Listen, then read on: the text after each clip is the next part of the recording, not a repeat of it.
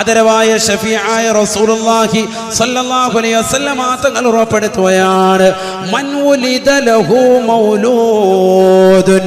ആർക്കെങ്കിലും ഒരു കുട്ടി ജനിക്കുകയും ഫസമ്മാഹു മുഹമ്മദാ,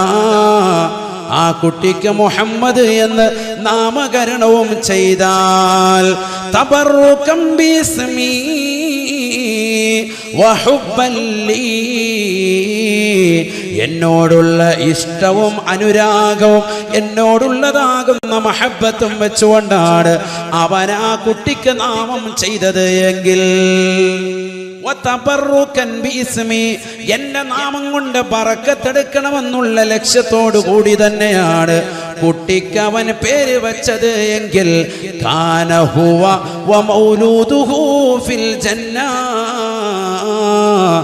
അവനും ആ കുട്ടിയും സ്വർഗത്തിലാണ് എന്ന് ഹബീബുനാ